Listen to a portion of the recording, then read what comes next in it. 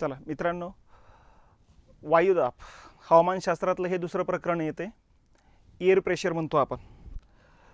मित्रांनो, ज्या पद्धतीनं तुम्ही ग्लासमध्ये पाणी घेता ते एका पातळीत दिसते बघा. तलावातलं पाणी बघा एका पातळीत दिसेल, धरणातलं पाणी बघा एका पातळीत दिसेल, विहिरीतलं पाणी बघा एका पातळीत दिसेल, सागरातलं पाणी बघा एका पातळीत दिसेल. ज्या पद्धतीनं पाणी एका पातळीत राहण्याचं गुणधर्म आहे, त्याच पद्धतीनं हवासुद्धा एका पातळीत राहण्याचा गुणधर्म असतो. हवासुद्धा पाण्यासारखंच एका पातळीत राहत असते बघा. परंतु हवा एका पातळीत राहण्यासारखी पृथ्वीवर स्थिती नसते. हवेचा गुणधर्म जर एका पातळीत राहण्याचा असला तरी हवा एका पातळीत राहत नसते.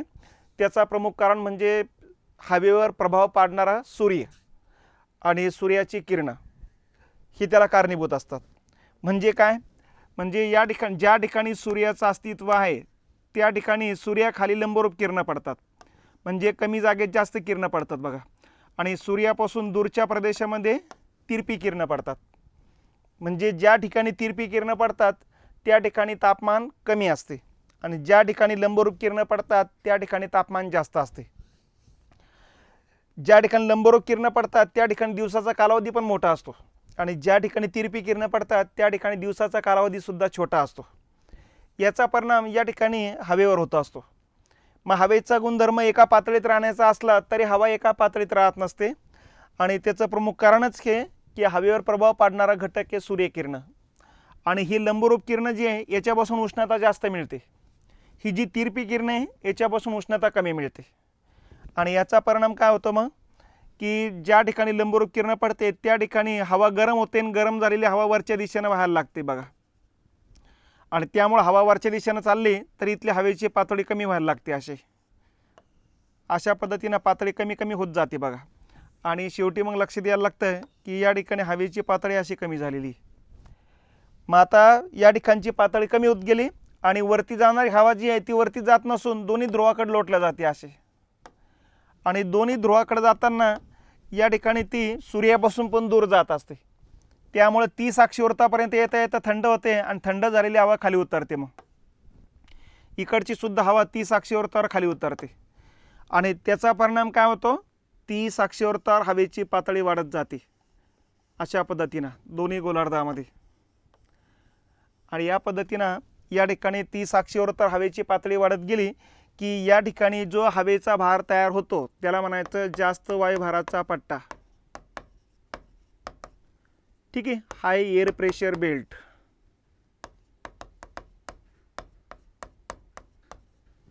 आणि ज्या ठिकाणी हवेचा भार कमी होतो त्याला म्हणायचं कमी वायुभार पट्टा.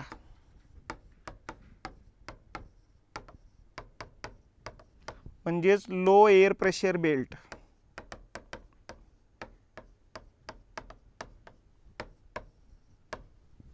तर अशा पद्धतीनं हवेचा गुणधर्म एका पातळीत राहण्याचा असला तरी हवा एका पातळीत राहत नसते. काही ठिकाणी हवेचा भार जास्त होऊन जातो तर काही ठिकाणी हवेचा भार कमी होऊन जातो. ज्या ठिकाणी हवेचा भार कमी होतो त्याला म्हणायचं कमी वायुभाराचा पट्टा आणि ज्या ठिकाणी हवेचा भार जास्त होतो त्याला म्हणायचं जास्त वायुभाराचा पट्टा. आता हवा एका पातळीत राहण्याचा गुणधर्म असताना एका पातळीत हवा नाही. आणि याचा परिणाम काय होतो? मग हवा एका पातळीत राहण्याच्या याच्यामध्ये यातूनच या ठिकाणी जास्त वायुभाराच्या पट्ट्याकडून हवा कमी वायुभाराच्या पट्ट्याकडे व्हायला लागत असते ही पोकळी भरून काढण्यासाठी. आणि म्हणून मग हवा इकडून तिकडे वाहताना तुम्हाला दिसायला लागेल.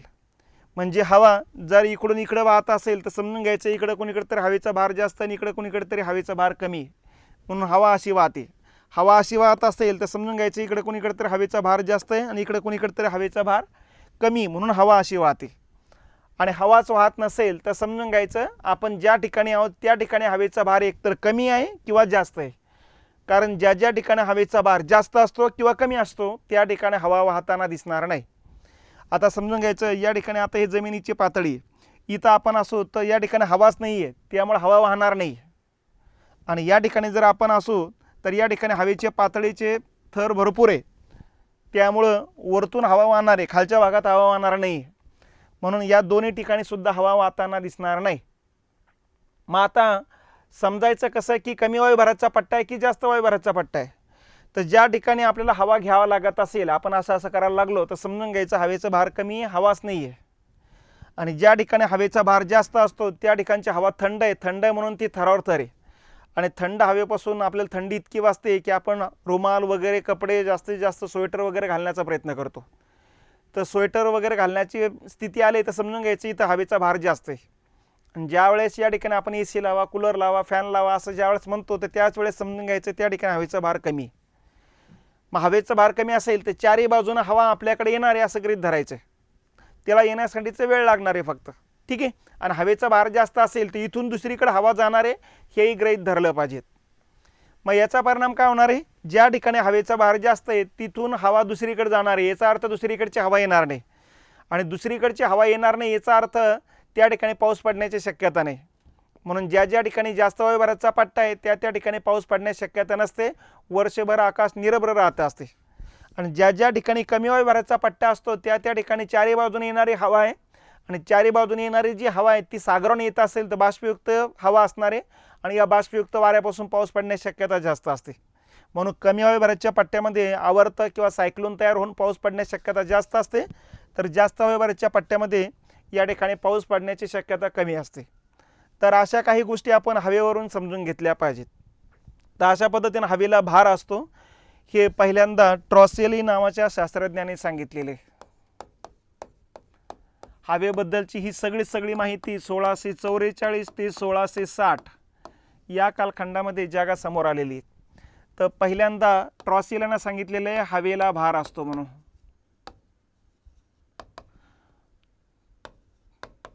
प्रेशर असतं म्हणून. ठीक आहे.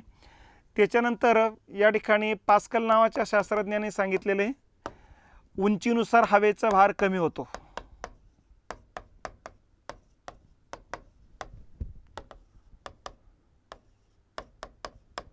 म्हणजे आता या ठिकाणी लक्षात घ्या, ही आता जमीन आहे, इथं हवेचा असे भाराचे थरावर थर आहे. हा पहिला थर आहे, हा दुसरा थर आहे, हा तिसरा थर आहे. पहिल्या थरावर वरच्या दोन्ही थराचा दबाव आहे, म्हणजे खालच्या थरावर भार जास्त आहे. 2 नंबरच्या थरावर फक्त 3 नंबरच्या थराचा भार आहे आणि 3 नंबरवरती कोणाचाच भार नाही. म्हणजे याच्यावरती जर या ठिकाणी 30 किलोग्रॅम वजन असेल तर याच्यावरती 20 किलोग्रॅमच असेल, याच्यावरती 10 किलोग्रॅमच असेल. म्हणजे अशा पद्धतीनं जसं वरती जावं तसं हवेची थर कमी होतात, याचा अर्थ हवेचा भार कमी होत जातो. तर हे सांगितलेलं आहे पास्कलने. त्याच्यानंतर ॲटोहान या शास्त्रज्ञांनी सांगितलेले हवेला वजन असते म्हणून.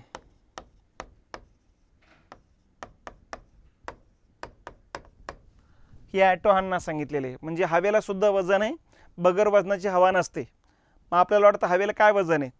आपण ज्या वेळेस या ठिकाणी वेगवेगळे प्रयोग करायला सुरुवात करतो त्याच वेळेस ते लक्षात यायला लागतं की हवेला सुद्धा वजन आहे. उदाहरणार्थ मोठा काचेचा ग्लास भरायचा, वरतून कागद लावायचा आणि एक ग्लास उलटा केला तर नंतर या ठिकाणी त्या कागदाला प्रेशर देऊन हवा बाहेर पडत नाही किंवा पाणी बाहेर पडत नाही. त्याचं कारणच आहे की हवेचं प्रेशर जास्त आहे पाण्याच्या प्रेशरपेक्षा. तर हे उदाहरणं या ठिकाणी दिले जातात बघा. त्याच्यानंतर गेरिक या शास्त्रज्ञाने या ठिकाणी हवेला वजन असल्याचं सिद्ध करून दाखवलेले. हवेला वजन असल्याचे सिद्ध करणारा शास्त्रज्ञ.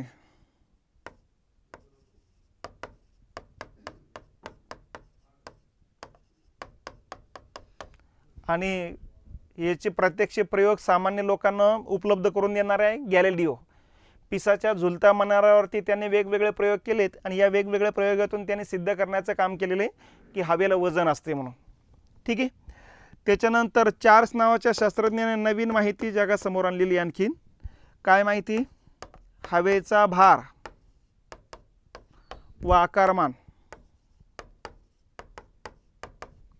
हे तापमानानुसार बदलतात.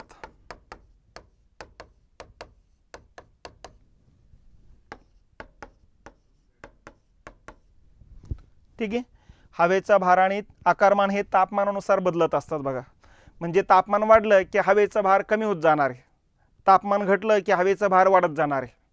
हवेचा भार जसा वाढणार तसा आकारमान पण वाढणार आहे, हवेचा भार जसा कमी होणार तसा आकारमान सुद्धा कमी होत जाणार आहे. तर अशा पद्धतीनं हवेचा भार आणि आकारमान हे जे आहे ते तापमानानुसार बदलतात. हे चार्ल्स नावाच्या शास्त्रज्ञांनी जगासमोर आणण्याचं काम केलेले. तर ह्या 5 शास्त्रज्ञांनी 1644 ते 1660 या कालखंडामध्ये हवेच्या भाराबद्दलची माहिती देण्याचं काम केलेले. तर हे 4-5 शास्त्रज्ञांची नावं हे लक्षात घेतली पाहिजेत. आता पुढचा मुद्दा हा आहे, हवेचा भार नेमके मोजतात कशामध्ये. तर हवेचे भार मोजण्याचे जे काही परिमाण आहे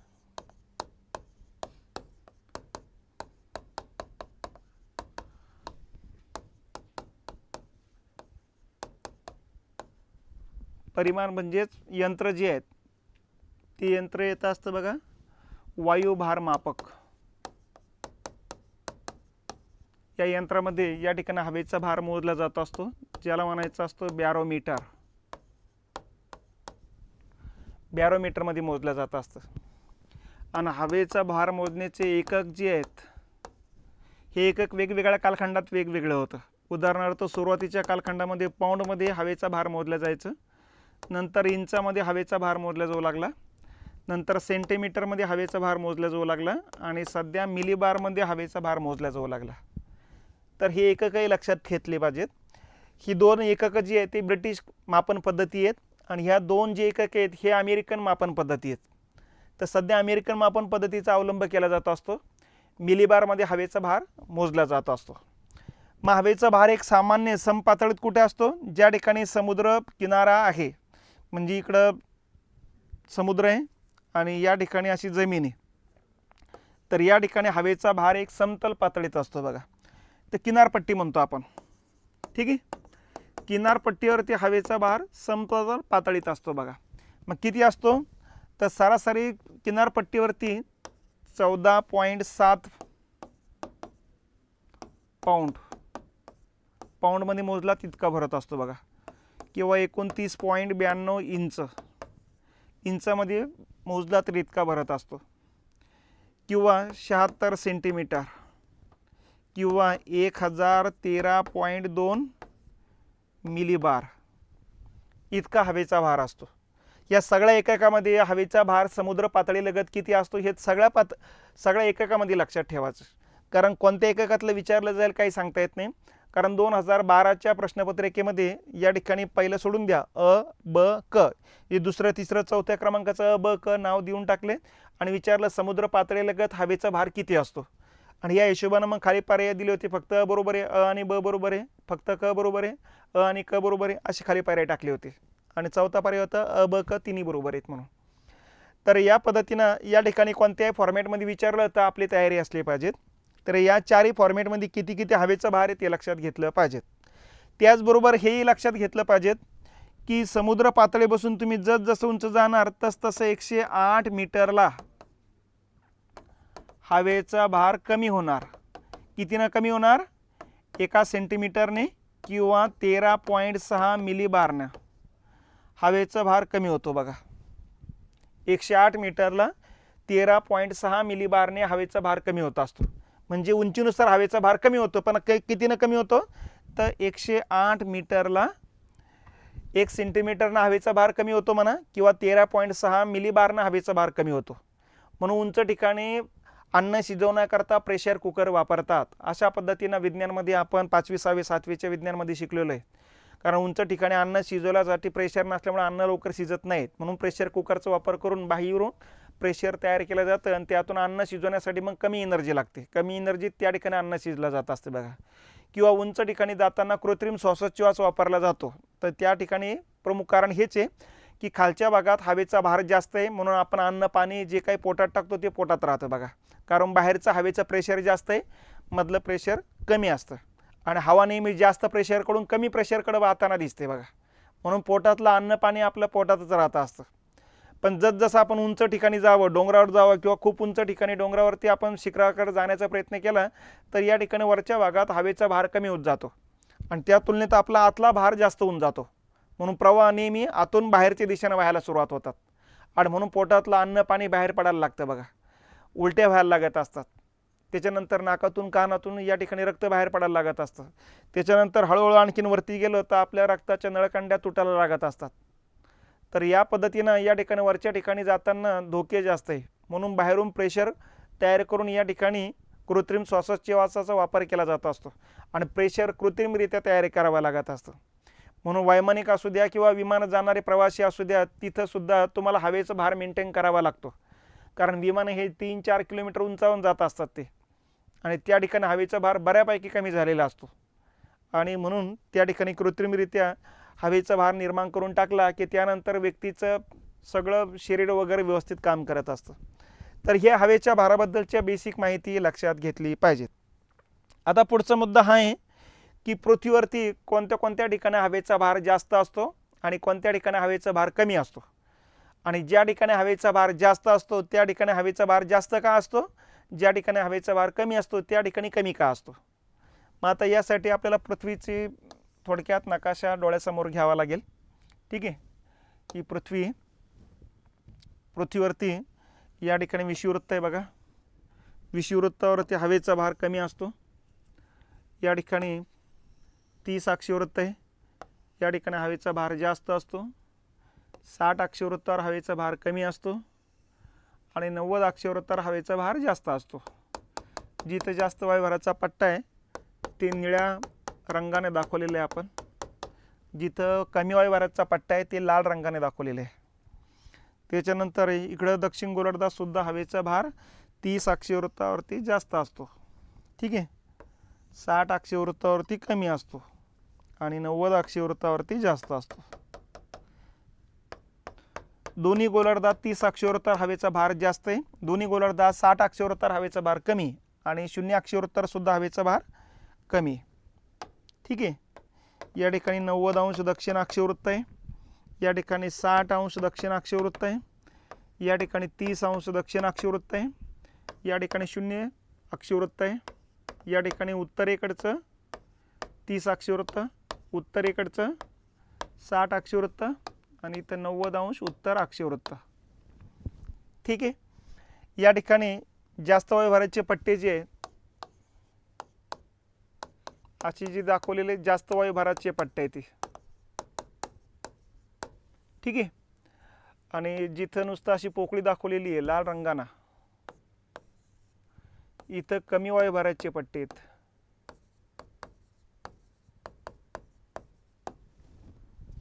तर या पद्धतीने इथे लक्षात घेतलं पाहिजे. कमी वायुभाराचे पट्टे विषुववृत्तावर आणि दोन्ही गोलार्धात 60 अक्षवृत्तावर आहे आणि जास्त वायुभाराचे पट्टे दोन्ही गोलार्धात 90 अक्षवृत्तावर आणि 30 अक्षवृत्तावरती. आता पहिला मुद्दा हा समजून घ्यायचा आपल्याला, ज्या ठिकाणी कमी वायुभाराचे पट्टे आहेत त्या ठिकाणी कमी वायुभाराचे पट्टे काय आहेत आणि ज्या ठिकाणी जास्त वायुभाराचे पट्टे आहेत त्या ठिकाणी जास्त वायुभाराचे पट्टे का आहेत, या गोष्टी आपल्याला समजून घ्यायच्या. हे बघा, सगळ्यात मोठा कमी वायुभाराचा पट्टा जो आहे विषुववृत्तावर आहे, कारण सर्वात जास्त तापमान असतं विषुववृत्तावर, म्हणून विषुववृत्तीय भागातली हवा वरच्या दिशेने निघून जाते, अशी वरती निघून जाते, त्यामुळे इथले हवेचे पातळी कमी होऊन जाते, म्हणून या ठिकाणी कमी वायुभाराचा पट्टा असतो. आणि वरती जाणार हवा वरतीच जात नाही, अर्धी उत्तर ध्रुवाकडे अर्धी दक्षिण ध्रुवाकडे जाते आणि ही जशी ध्रुवाकडे जात असते तशी सूर्यापासून पण दूर जात असते, त्यामुळं तापमान कमी होतं हवेचं. हवेचं तापमान कमी झाले की हवा जड बनते आणि जड बनलेली हवा बरोबर 30 अक्षवृत्तावर खाली उतरते. इकडे सुद्धा 30 अक्षवृत्तावर खाली उतरते बघा, त्यामुळे 30 अक्षवृत्तावर हवेची पातळी वाढत जात असते, म्हणून 30 अक्षवृत्तावर हवेचा भार जास्त बनतो तर 0 अक्षवृत्तावर हवेचा भार कमी बनतो.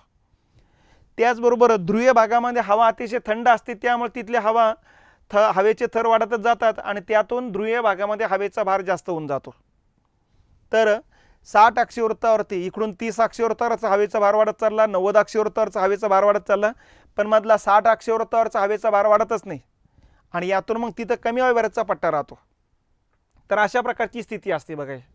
मग हवा नेहमी कशी वाहणार, जास्त वायुभाराच्या पट्ट्याकडून कमी वायुभाराच्या पट्ट्याकडे, म्हणजे ध्रुवाकडून या 60 अक्षवृत्ताकडे वाहणार आहे, या 30 अक्षवृत्तावरच्या जास्त वरच्या पट्ट्याकडून अर्धी हवा इकडे जाईल तर अर्धी हवा इकडे जाईल. ठीक आहे, इथे जाणारी हवा वरच्या दिशेने लोटले जाईल आणि अर्धी हवा इकडे खाली उतरेल, अर्धी हवा इकडे खाली उतरेल. ठीक आहे, तसंच या गोलार्धात सुद्धा 30 अक्षवृत्ताकडून 0 अक्षवृत्ताकडे अर्धी हवा जाईल, अर्धी हवा 60 अक्षवृत्ताकडे जाईल आणि ध्रुवाकडून हवा इकडे 60 अक्षवृत्ताकडे येईल. अशी हवा आली की वरच्या दिशेने ढकलले जाते, त्यामुळे अर्धी हवा इकडे खाली उतरेल तर अर्धी हवा इकडे खाली उतरेल आणि यातून हे सर्क्युलेशन चालूच राहील. या पट्ट्यामध्ये असं सर्क्युलेशन चालू राहील, या पट्ट्यामध्ये असं सर्क्युलेशन चालू राहील, या पट्ट्यामध्ये असं सर्क्युलेशन चालू राहील. तर हवा खालच्या भागामध्ये स्थिर नाही आहे, अस्थिर आहे, इकडून तिकडं हवा सातत्याने वाहत जात असते बघा. याला हवेचं वहन उत्सर्जन अभिसरण म्हटलेलं आहे आपण. आणि या वहन उत्सर्जन अभिसरणामुळेच हवेच्या तापमानामध्ये समतोलपणा राखला जातो. या वहन उत्सर्जन अभिसरणामुळे ढग तयार होत असतात. याच वहन उत्सर्जन अभिसरणामुळे पर्जन्यवृष्टी होत असते. याच वहन उत्सर्जन अभिसरणामुळे ढग निर्मिती होत असते, पर्जन्यवृष्टी होत असते, विजा निर्मिती होत असते. जलचक्राची सुद्धा प्रोसेस याच प्रोसेसमुळे होत असते बघा. तर अशा प्रकारची ही स्थिती या ठिकाणची लक्षात घेतली पाहिजे. आता पुढचा मुद्दा हा आहे की विषुववृत्तावर जो कमी वायवरचा पट्टा आहे याला सांकेतिक नावं देण्यात आलेली आहेत. आता याला सांकेतिक नावं काय काय देण्यात आलेली आहेत ते लक्षात ठेवा. विषुववृत्तावरचा सर्वात मोठा कमी वायवरच्या पट्ट्याला म्हणायचं डॉल्ड्रम बेल्ट, यालाच म्हणायचं शांत हवेचा पट्टा. हा जगातला सगळ्यात मोठा कमी वायवरचा पट्टा आहे म्हणून डॉल्ड्रम बेल्ट म्हटलं जात असतं. आणि 30 अक्षांवरच्या जास्त वायवरच्या पट्ट्याला म्हणायचं अश्व अक्षांश. अश्व म्हणजे घोडा, ठीक आहे. म्हणजे घोडा अक्षांश का म्हणतात तर जास्त वायवरच्या पट्ट्यामध्ये हवा वाहताना दिसणार नाही, कमी वायवरच्या पट्ट्यात हवा वाहताना दिसणार नाही. या मधल्या भागामध्ये हवा वाहतील, या भागामध्ये हवा वाहतील, या भागात हवा वाहतील, परंतु या पट्ट्यामध्ये हवा वाहणार नाही.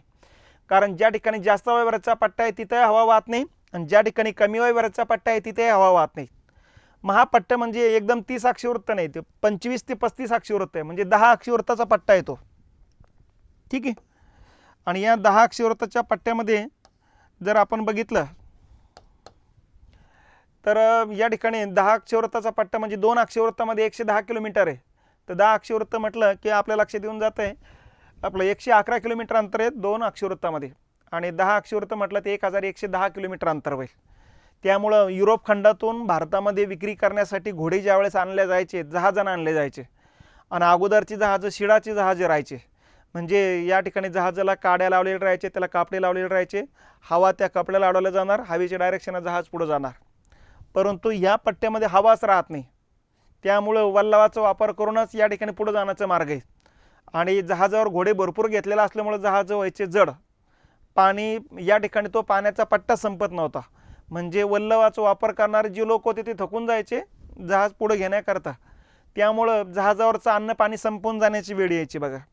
आणि जहाजावरचं अन्न पाणी संपण्याच्या अगोदरच या ठिकाणी बाहेर पडणं गरजेचे म्हणून बरेच घोडे समुद्रात टाकून देण्याच्या पद्धती सुरू झाल्यात या पट्ट्यामध्ये, आणि म्हणून या पट्ट्याला नाव पडतं अश्व अक्षांश. तर हे सांकेतिक नावं सुद्धा आपण लक्षात घेतले पाहिजेत, कारण बऱ्याच वेळेस प्रश्न डॉल्ड्रम बेल्ट, अश्व अक्षांश आणि एका बाजूला या ठिकाणी अक्षवृत्ताचे क्रमांक दिलेले जोड्या लावा म्हणून असे बऱ्याच वेळेस राज्यसेवा मुख्य परीक्षेला प्रश्न दिसलेले आहेत बघा. तर त्या डायरेक्शनं सुद्धा आपण लक्षात घेतलं पाहिजे, ठीक आहे. मग ह्या काही बेसिक गोष्टी आता या ठिकाणी आहे. आता मूळ मुद्दा हाच आहे की हवा नेहमी जास्त वायवरच्या पट्ट्याकडून कमी वायवरच्या पट्ट्याकडे वाहत असते, फक्त वाहताना दिशा कशी असते ते लक्षात घ्यायचं. मग आता या 30 अक्षवृत्त कोण या 0 अक्षवृत्ताकडे वाहताना हवा कशी वाहते, ईशान्येकडून नैऋत्येकडे वाहते, परंतु जनरली कशी आहे पूर्वेकडून पश्चिमेकडे म्हणतो आपण याला, अशा पद्धतीने वाहते. मग अशी का वाहते, सरळ अशी का येत नाही इकडे खाली, तर त्याचं कारण आहे पृथ्वी पश्चिमेकडून पूर्वेकडे फिरते, ठीक आहे. आणि सर्वात जास्त परिवहनाची गती या ठिकाणी, त्या तुलनेत या भागाकडून येणाऱ्या हवेची वाऱ्याची गती कमी आहे. म्हणजे या ठिकाणून निघणारी हवा इथं पोहोचायला पाहिजेत, इथून निघणारी हवा इथे येईपर्यंत हा भाग इथे गेलेला आहे, म्हणजे इथं हा भाग आलेला आहे. हे दोन्ही भाग एकमेकांना जॉईंट केले का असे होऊन जातात. तर परिवहन गती आणि वाऱ्याची गती यांच्यातील भिन्नतेतून वाऱ्याची दिशा अशी बनते. मग ही उत्तर गोलार्धात आहे, दक्षिण गोलार्धात अशी राहणार बघा, आग्नेयेकडून वायव्येकडे, म्हणजे सर्वसाधारणपणे पूर्वेकडून पश्चिमेकडे वाऱ्याची गती. म्हणून या पट्ट्यातल्या वाऱ्यांना म्हणायचं पूर्वीय वारे, ठीक आहे. आता हे वारे वाहताना हे बघा नेहमी लक्षात ठेवलं पाहिजे, थंड भागाकडून गरम भागाकडे वाहू लागलेत, त्यामुळे या वाऱ्यामुळे या भागातल्या तापमानात घट होत असते, नंबर 1. नंबर 2, या हवेचा परिणाम सुद्धा या हवेवर होणार आहे. इथल्या हवेचा तापमानाचा परिणाम या हवेवर होणार आणि ही हवा हळूहळू खालून गरम होत जाणार आहे, हे लक्षात घेतलं पाहिजे. मग ही हवा गरम होत चालली की हवेतल्या धुलिकणसुद्धा प्रसरण पाहावं लागतात. या धुलिकणामध्ये पोकळी वाढते आणि पोकळी वाढली तसं बाष्प तेवढं असायला पाहिजेत, आणि तेवढं बाष्प नसेल तर त्यापासून पाऊस पडण्याची शक्यता कमी आहे. म्हणून या वाऱ्यापासून या पट्ट्यामध्ये पाऊस पडण्याची शक्यता कमी. परंतु विषुववृत्तीय भागात दररोज पाऊस पडतो. आता दररोज पाऊस का पडतो, कारण या ठिकाणी जास्त तापमान असल्यामुळं जसं हवा गरम होऊन वरती जाते तसं या पट्ट्यातलं समुद्राचं बाष्पीभवन होऊन बाष्प वरती जातं, आणि बाष्प जसं वरती जातं तसं 160 मीटरला 1 डिग्रीनं टेम्परेचर घटतं, आणि म्हणून वरच्या ठिकाणी हवा बाष्प संपृक्त बनते, हवेचं कंडेन्सेशन होतं, सांद्रीभवन होते, ढग तयार होतात आणि त्या ढगापासून पाऊस कोसळत असतो. अशा पावसाला म्हणायचं आरोह पर्जन्य. म्हणजे विषुववृत्तीय पट्ट्यामध्ये जो पाऊस पडतो त्या ठिकाणच्या बाष्पीभवनामुळे पाऊस पडत असतो तो. तर याला म्हणायचं पूर्वीय वारे. ठीक आहे. आणि याच 30 अक्षीवृत्ताकडून 60 अक्षीवृत्ताकडे अर्धे जे वारे वाहतात त्यांची दिशा अशी असते, पश्चिमेकडून पूर्वेकडे.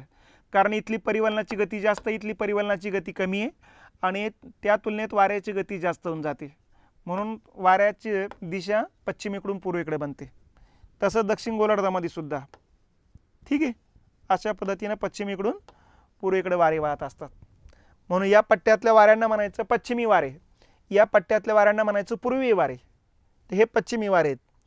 आणि ध्रुवावरील जास्त वाऱ्याच्या पट्ट्याकडून 60 अक्षीवृत्तावरील कमी वाऱ्याच्या पट्ट्याकडे वारे वाहताना पूर्वेकडून पश्चिमेकडे वाहत असतात असे. यांना म्हणायचं ध्रुवीय पूर्वीय वारे. इकडे सुद्धा असे हे ध्रुवीय पूर्वीय वारे येते असे. तर अशा पद्धतीनं मागच्या वेळेचा प्रश्न हाच होता की विषुववृत्ताकडून ध्रुवाकडे जाताना क्रमानं कोणते वारे लागतील. तर पहिले वारे लागतील पूर्वीय वारे. या पूर्वीय वाऱ्यालाच व्यापारी वारे असेही म्हणतात. नंतर लागतात पश्चिमी वारे, याला म्हणायचं प्रतिव्यापारी वारे. आणि नंतर लागतात ध्रुवीय पूर्वीय वारे. तर अशा पद्धतीने वाऱ्याचे सुद्धा असे प्रकार या आधारे समजण्यासाठी सोपे जातात. याचबरोबर हे लक्षात घ्या, इथली हवा ज्यावेळेस या भागात येते त्यावेळेस या भागातलं तापमान घटवण्याचं काम करते. त्याचबरोबर इथल्या गरम हव्या या हवेला लागल्यामुळं ही हवा हळूहळू गरम व्हायला लागते आणि या हवेची बाष्पधारण क्षमता वाढते आणि त्यापासून पाऊस पडण्याची शक्यता कमी होते. त्याच पद्धतीनं या भागातली अर्धी हवा ज्यावेळेस या भागात जाते त्यावेळेस या भागातलं तापमान जास्त या भागापेक्षा, म्हणून इथली गरम हवा या थंड भागात गेले की या भागातलं तापमानात वाढ होऊन जाते. हे लक्षात घेतलं पाहिजे. आणि त्याचबरोबर इथली थंड हवा या हवेला लागल्यामुळं ही हवा हळूहळू खालून थंड व्हायला लागते आणि हवा थंड झाली की हवेतले धुलीकण अंकुंचन पावतात. हवेतले धुलीकण अंकुंचन पावले की बाष्प कमी बसते आणि तिथं थोडंफार बाष्प जरी असलं तर ढग तयार होऊन पाऊस पडण्याची शक्यता वाढते. म्हणून पूर्वीय वाऱ्यापासून पाऊस पडण्याची शक्यता कमी आहे, पण या पश्चिमी वाऱ्यापासून या भागामध्ये पाऊस पडण्याची शक्यता जास्त असते. ठीक आहे. आणि त्याचबरोबर ध्रुवीय भागाकडून इकडे येणारी हवा जी आहे पूर्वेकडून पश्चिमेकडे वाहते, कारण इथली परिवलनाची गती जास्त आहे इथली वाऱ्याच्या गतीपेक्षा, म्हणून वाऱ्याची दिशा अशी बनते. म्हणून यांना म्हणायचं ध्रुवीय पूर्वीय वारे. आता हे ध्रुवीय वारे अतिशय थंड भागाकडून गरम भागाकडे येतात, त्यामुळे या वाऱ्यामुळे या भागातल्या तापमानात घट होते आणि दुसऱ्या बाजूला या ठिकाणचं तापमान त्या हवेला लागल्या जात असल्यामुळं ती हवा खालून गरम व्हायला लागते, त्यामुळे त्या हवेची बाष्पधारण क्षमता वाढते. तेवढं बाष्प नसेल तर त्या वाऱ्यापासून पाऊस पडण्याची शक्यता कमी आहे. तर थोडक्यात ही उष्ण हवा आहे, तर ही थंड हवा आहे असं लक्षात घेतलं पाहिजे. तर अशा पद्धतीनं ही वाऱ्याचे या ठिकाणी दिशा आणि त्या पद्धतीनं त्यांच्या बाकीच्या घटना लक्षात घेतल्या पाहिजेत. ठीक आहे.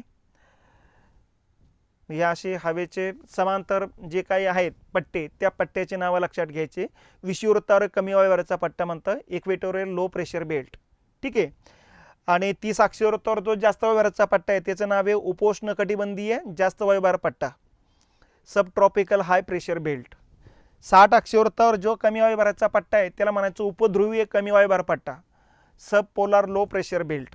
आणि ध्रुवावरती जो जास्त वायुभाराचा पट्टा आहे त्याला म्हणायचं ध्रुवीय जास्त वायुभाराचा पट्टा, म्हणजे पोलार हाय प्रेशर बेल्ट. तर अशा पद्धतीनं या बेल्टला नावं देण्यात आलेले आहेत. मागचा साधा सरळ प्रश्न काय होता की पृथ्वीवरती हवेचा भार कोणत्या ठिकाणी, आपल्या 2 वाक्य दिले होते की पृथ्वीवर कमी जास्त असे 7 वायुभार पट्टे आहेत आणि नंबर 2 दिले त्यापैकी 4 कमी वायुभाराचे पट्टे आहेत तर 3 जास्त वायुभाराचे पट्टे आहेत. आता या 2 विधानाची फोडणी करायची. पहिलं आहे कमी जास्त वायुभाराचे पट्टे 7 आहेत. 7 आहेत का? ध्रुवावरचा 1, 60 अक्षीवृत्तावरचा 2, 30 अक्षीवृत्तावरचा 3, 0 अक्षीवृत्तावरचा 4, हा 5, हा 6 आणि हा 7. इतरचे कमी जास्त वायुभाराचे पट्टे 7 आहेत. ही विधान बरोबर आहेत. आणि दुसरं वाक्य होतं त्यापैकी 4पैकी 4 जास्त वायुभाराचे पट्टे आणि 3 कमी वायुभाराचे पट्टे, 4 कमी वायुभाराचे पट्टे आणि 4 कमी वायुभाराचे पट्टे आणि 3 जास्त वायुभाराचे पट्टे आहेत. तर कमी वायुभाराचे पट्टे 3च आहेत आणि जास्त वायुभाराचे पट्टे आहेत 4. हे असं लक्षात घेतलं पाहिजे. ठीक आहे. तर असंही विधान आलं होतं. त्याच्या अगोदरचा प्रश्न होता विषुववृत्ताकडून ध्रुवाकडे जाताना क्रमानं कोणते वारे लागेल. तर विषुववृत्ताकडून ध्रुवाकडे या गोलार्धाकडे जा किंवा इकडे जा, कुठलीकडे जा. इकडे जाताना मग पूर्वीय वारे, पश्चिमी वारे, ध्रुवीय पूर्वीय वारे किंवा व्यापारी वारे, प्रतिव्यापारी वारे आणि ध्रुवीय पूर्वीय वारे असे लागणार आहेत बघा. मग आता वायुभारावर परिणाम करणारे घटक कोणते कोणते आहेत ते लक्षात घ्या. समुद्र सपाटीपासून जशी उंची वाढणार तसा हवेचा भार कमी कमी होत जाणार आहे. तो उंच ठिकाणी हवेचा भार कमी असतो. हा साधा मुद्दा आपण लक्षात घेतला पाहिजे. समुद्रापेक्षा मैदानी भागात हवेचा भार कमी, मैदानापेक्षा पठारावर आणखीन कमी आणि पर्वतीय भागात आणखीन कमी, त्यातलं शिखरावर आणखीन कमी राहणार. तो उंचीनुसार हवेचा भार कमी होत जातो. हवेच्या आर्द्रतेवर सुद्धा परिणाम होतो. ज्या ठिकाणी आर्द्रता जास्त त्या ठिकाणी हवेचा भार कमी असतो. ज्या ठिकाणी आर्द्रता कमी त्या ठिकाणी हवेचा भार जास्त असतो. कारण ज्या ठिकाणी आर्द्रता कमी असते त्या ठिकाणी हवा कोरडी असते. हवा कोरडी असल्यामुळे जड असते आणि जड असलेली हवा थरावर थर संचित होऊन जाते. म्हणून खंडांतर्गत भागात नेहमी लक्षात घ्यायचं जास्त वायुभाराचा पट्टा असतो आणि किनारपट्टीवरती आर्द्रता असल्यामुळे कमी वायुभाराचा पट्टा असतो. आणि जिथं कमी वायुभाराचा पट्टा तिथे पाऊस जास्त असतो, जिथं जास्त वायुभाराचा पट्टा त्या ठिकाणी पाऊस कमी असतो. म्हणून किनारपट्टीवरती पाऊस जास्त असतो, खंडांतर्गत भागामध्ये पाऊस कमी असतो. नंबर 2. नंबर 3 आहे हवेचे तापमान. ज्या ठिकाणी जास्त तापमान आहे त्या ठिकाणी हवेचा भार कमी असतो आणि ज्या ठिकाणी कमी तापमान आहे त्या ठिकाणी हवेचा भार जास्त असतो. विषुववृत्तीय पट्ट्यात तापमान जास्त आहे म्हणून त्या ठिकाणी कमी वायुभाराचा पट्टा आहे आणि ध्रुवीय भागात तापमान कमी आहे म्हणून त्या ठिकाणी जास्त वायुभाराचा पट्टा आहे. म्हणजे तापमानसुद्धा वायुभारावर परिणाम करणारा घटक आहेत. पृथ्वीची गती. पृथ्वी स्वतःभोवती फिरते आणि सूर्याभोवती फिरते. ही जी काही गती आहे परिवलनाची परिभ्रमणाची, या गतीचा परिणामसुद्धा कमी आणि जास्त वायुभार पट्टे निर्माण होण्यासाठी होत असतो. उदाहरणार्थ विषुववृत्तीवर तर पृथ्वीची परिवलनाची गती जास्त आहे म्हणून विषुववृत्तीय भागातली हवा वरच्या दिशेनं लोटली जाते अशी, आणि त्यामुळे विषुववृत्तीय भागातली हवेची पातळी कमी होऊन जाते. एकतर विषुववृत्तावर तापमान जास्त असल्यामुळे सुद्धा हवा वरती जाते, पण दुसऱ्या बाजूनं सर्वात जास्त गती परिवलनाची विषुववृत्तावर असल्यामुळे वरच्या दिशेनं हवा लोटला जाते म्हणून विषुववृत्तीय भागामध्ये हवेचा भार कमी असतो. तर असे हे वेगवेगळे जे काही घटक आहेत हे घटक लक्षात घेतले पाहिजेत. या घटकावर सुद्धा बऱ्याच वेळेस प्रश्न विचारले जातात. तर ही झाली वायुभार आणि वायुभाराबद्दलची माहिती.